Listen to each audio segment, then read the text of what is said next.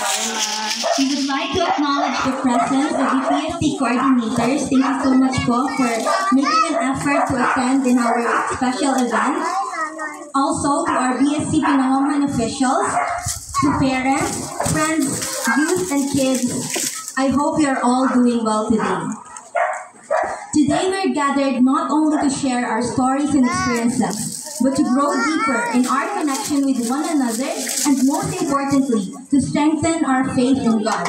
Welcome to the much anticipated BSC Pinangongan Fellowship here at the covered stage of Pinangongan Elementary School.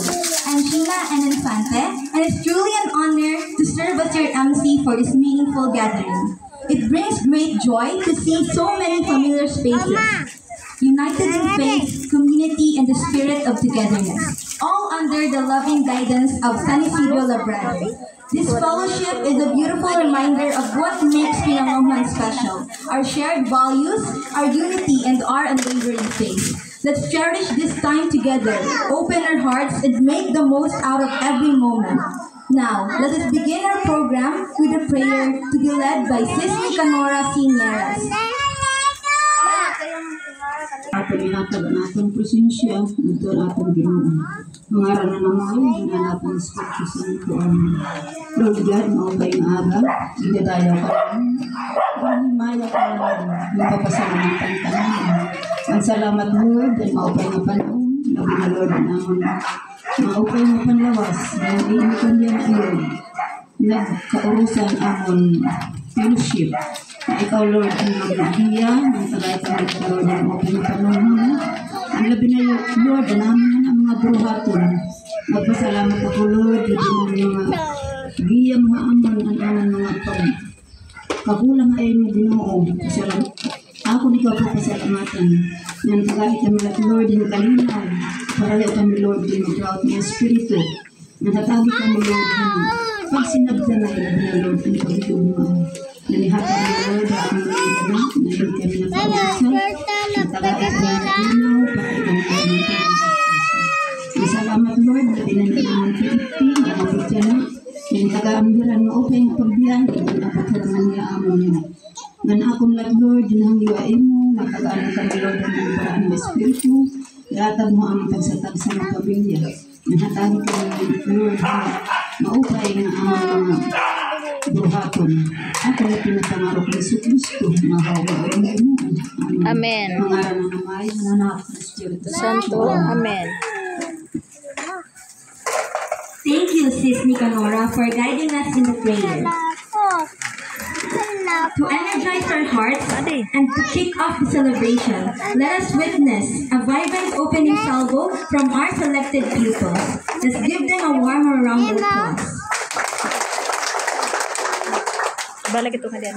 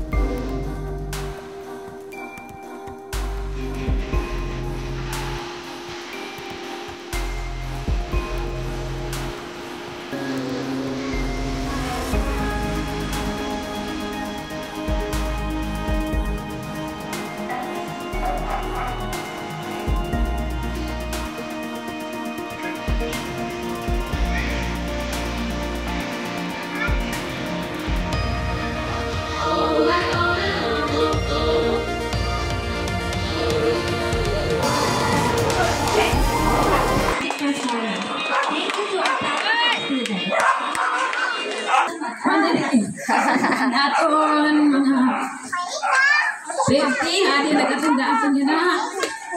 Mga big officers, supply coordinators, nga ginikanan, mga kabataan, maupay nga agad.